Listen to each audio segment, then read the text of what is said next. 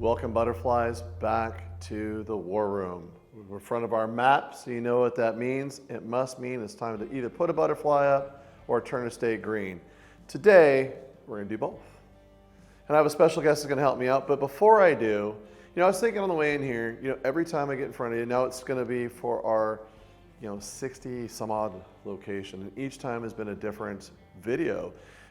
In 2020, the videos were we're opening up locations in the middle of COVID, and it's about survival and about trying to make it where we can stay in business and keep people paid. It was a very different time frame. On the way in today, I was thinking, what can I give you guys as a message that will resonate with you, help you maybe get a little bit better, and get you to think maybe a little bit differently? And the War Room, I'd like to change the name to it, because I've said it a few times. This really is a magic room. And so I got bored today, and I looked up the words abracadabra. And I went, who says abracadabra? Because this is magical, right? And abracadabra literally means, in Hebrew, as I speak, I create. As I speak, I create. This is magic. Abracadabra. We're going to put a state to green. It is magic because as we speak it, it becomes true. And this is what's really, really hard for all of us and what we decide to do as a career. And most of you are very young in your career. I'm an old man. I've been doing it for 26 years as of May. I got in this business in May of 1999. And as I got into this business, I recognized I was not nearly as good, nearly as talented as most of the people around me. And I knew that I had to practice and train to become better than everybody else because they had natural talents that I don't have. But it's magic. The magic comes in from practice. Our brains are not designed to fail. They are designed to look for programming to make it true. That's why the harder you work at something and practice at it, the more your brain believes that you are going to be able to do great things. We have to be very careful. As I speak, I create. What are you telling yourself? As a canvasser, if you're telling yourself, nobody wants to set a lead, they're all renters, this is going to happen, you are going to bring that into existence. As I think, I create. As I speak, I create. Have you ever noticed that when people are on a run of setting all these leads, of getting all these sales, and you ask, hey, what are you doing differently? They go, I don't know, man, I am in a zone. It's because they believe that they can sell. They believe that that next door is going to get them that lead that they want. They're putting out the magic that's required to do this job. Whether you think you can or you cannot, you are absolutely correct. So you're constantly working on ways to know that you can. That's why it's so important to protect yourself from people who are talking negatively around you. The job sucks. You're going to end up quitting. Or you're going to end up getting fired because you start listening to other people's incantations. Their verbiage is hurting you versus you speaking your truth, you bringing your magic. When someone says, hey, what's one of the secrets to DeBella? I'm always talking about our growth, your growth, this map. I literally sit in front of it every single day. There's a version in my office. They go, who's going to be the next leader? As I speak, I create. I would love to tell you this magic, this power is only in me, and it is not. It's in each and every one of you. DeBella literally has now 2,200 people that are out there creating their destiny. I'm often asked, why do we not have set pay plans? Why would I want to do something like that? I want you guys to create incredible incomes for yourselves. The more leads you set, the more valuable you are than the guy who decided to turn in his gear today and not go door to door. The more sales you create, the more money and commission you should make because you're creating those sales that somebody else is not creating.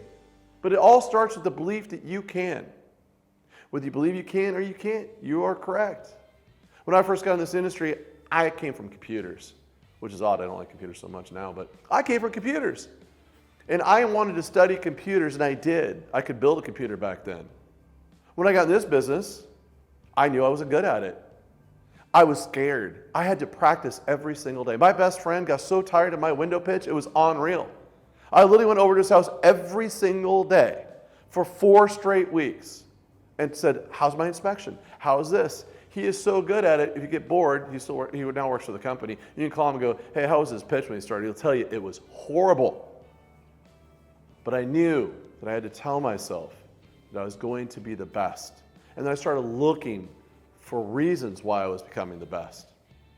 Even to this day, as I'm talking to people, I will tell them, I believe I'm the best trainer in this industry. I practice that a whole lot. I'm very excited to do training classes and to ask people, did you learn something? And today, if we got nothing else out of this video, you should have learned what the words abracadabra mean. As I speak, I create. That's lesson 1. Lesson 2 is, do you know what you're speaking to yourself? If you can't, Marcus Aurelius has this famous quote, right? A man's thoughts is going to give him the quality of his life. So if we don't know what we're thinking is magical, right? If you're thinking, I'm going to go to Mexico and collect an award on the stage, you are, because you'll do the things to get you there.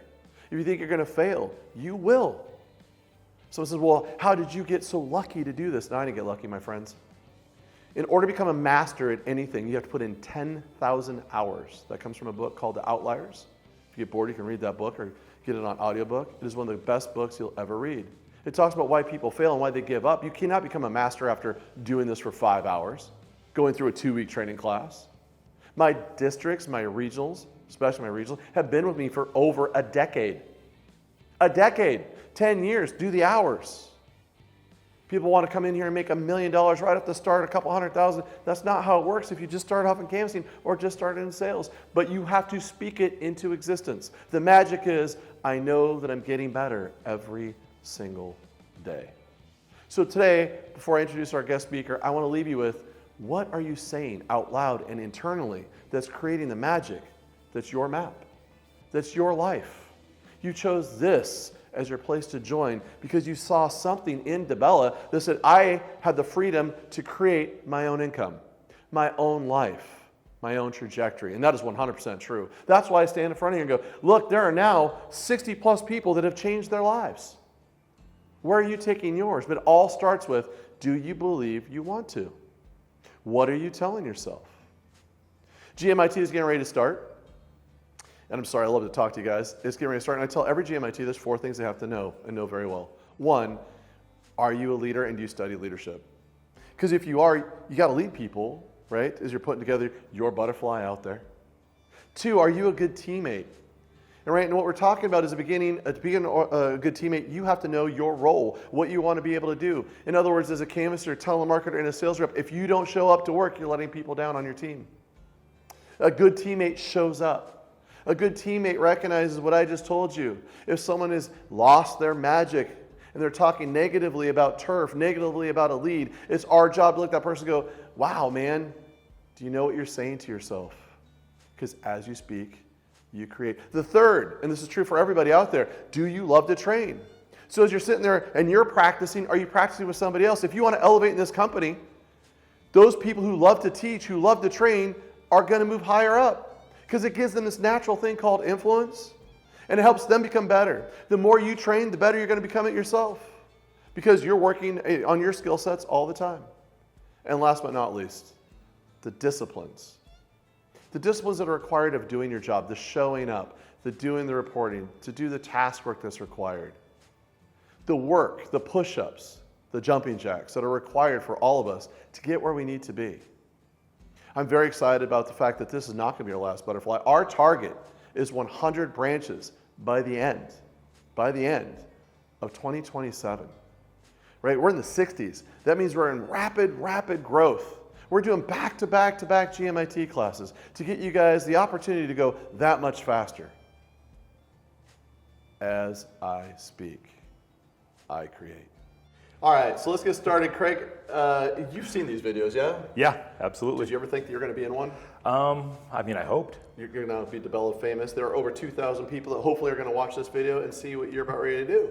I love that. So before we do that, because this is how I get to introduce people that a lot of people don't get to see. I mean, you're talking about 60 plus locations. Yep. Right? So not everybody can get to see everybody. And you travel a whole lot. We'll get there in a second. You can't go visit all 60 locations. Let's see, 1 a week, that'd be 52 weeks. Woo, can't even do it in a year. No, not anymore. All right, so let's start off with the stuff. Okay. Craig, can you please introduce yourself and give your title? Oh, Craig Brooks, National Sighting Manager, AKA super assistant for all of you guys in all things sighting. So, national sighting manager, how do you know if you're doing the job well or not? Okay. According to what Brandon told me, if I can move that DPL higher in the sighting department, I'm doing my job. Well, I would tell you, I've been looking at the numbers for over the last couple years before you got your position, and we kind of flattened out in sighting at 84 and 85 million this year. Do you know what you're tracking for? Tracking for, I just was looking at the numbers, but higher, much higher. About double. We're pacing for about right around 150 million. I don't want to jinx in it. sighting. So yeah, great job on that. All right, so but we got some really serious questions I have to ask you for the group. How did you get the nickname Cookie Monster? Cookie Monster, through trash talk, like most of us. I actually wanted the name Chef for the record because I like to cook and I love steaks. But, Baby Boss was out. I got a lot of kids. It was fresh in my head, and I'm old school with that Glengarry Glen Ross, so I was talking trash in the chats, New cookies for closers. Put the cookies down, cookies for closers, and then I started closing more deals. So I started talking about cookies and posting pictures with it. And then it became, well, he's a cookie monster. And the rest was history. You brought up so many questions, so because for me it's unreal. So let's bring everybody up to speed, because how many kids do you have? 6. Holy, one more you can catch up. I'm not on your level, and I'm done catching up. You're done catching I up. have to adopt. Grandkids. We'll get the grandkids. Okay, so everybody tells me you can't, because I did the same thing. You can't be in sales and have kids. How did you navigate that? Oh, are you kidding me? Sales is the one industry where you can have kids and you can make as much as you want. Thank you, by the way, for leaving opportunities like that for us. But yeah, having kids, if anything, for me was motivation. So you're running your 6 and 7 o'clock appointments. How'd you handle that with the kids going, Dad, where are you going? How'd that work? For me, my wife. I give all grace to my wife. She is my rock, my support. She makes everything possible through thick, through thin, hard times. You've met my wife. Yeah, she's my gold. Not mine. I don't know if I can handle somebody that powerful. I could definitely see that. Okay, so a couple other questions. What year did you start here? In fact, during my birthday, February of 2019. See, I knew I liked you. So you're an Aquarius too? No, Ooh, Pisces. You missed that? Oh, I don't know. Are you kidding me? Pisces is the best. Yeah. All right. Okay, so we'll debate that later. So you've been here for 6 years. 6+. So how long did it take you into management? Walk us through your career here, because how do you become National Sighting Manager? For me, started off in sales. Immediately started talking about how we needed a branch for the peninsula up in Washington. When they opened that branch, I went there, helped watch how that started, what it needs, to succeed in this business. And then sales. I did apply for GMIT, or before there was GMIT. I was the first GMITs, I guess, back in the day, way before I ever should have. Didn't get it because I didn't have the experience, rightfully so. But after that, I realized sales is my niche. I could focus on family, do what I need to do, and still get my weekends and time I needed, and it was where I dwelled for many, many years. When I finally decided to move up the ranks and realized getting too old to maybe keep climbing in attics for the next 10 years, started moving up into team lead, and then this position became available. Luckily, I had already prepared for it. Anybody who knows me, I love to know about everything. Everything is 10 minutes a day, I'm learning something new. Honestly, after a few months, I started to know more than people I thought I would never catch up to. You know what I found was interesting? I was reading this today because I'm doing a training class later on. I love to learn too. So I found this interesting because I big history guy, especially having New England offices. Ben Franklin, one of the things he religiously did was spend 1 hour, it was a minimum of 5 hours a week, required himself to spend an hour to learn something of at least 5 hours a week. I love that. If you do that in any one thing that we're doing, you're going to become a master at it. Oh, yeah. Right? So that's what you did with sighting. Basically, I just have a shorter attention span. So Well, 10 minutes. Maybe you have to do 10 minutes 5 times in a day. So Seven a week. I'm 7 is good. fine. All right, so then how did they convince you to move to Austin? Brandon McLeod, pretty convincing. He had made the move himself, led by example.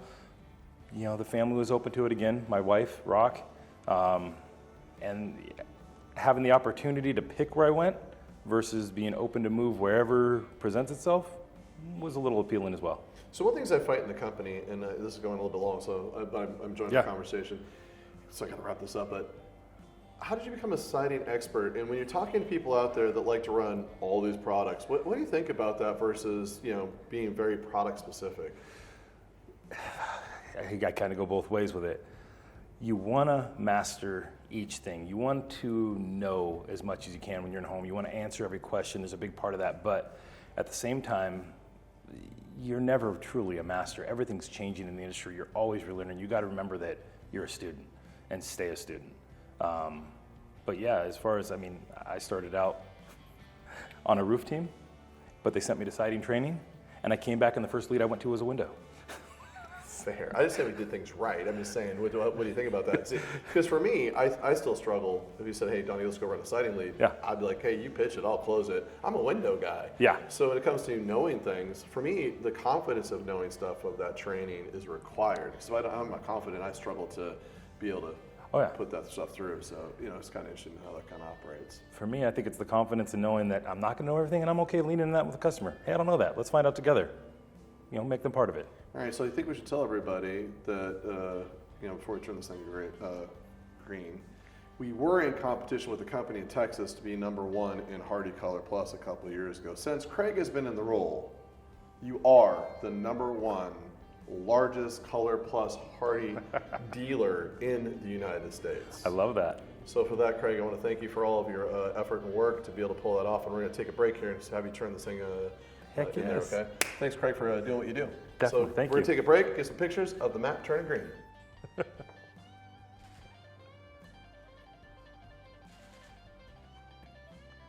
We got our 26th state and our 62nd branch. Little flip-flop there. Abracadabra.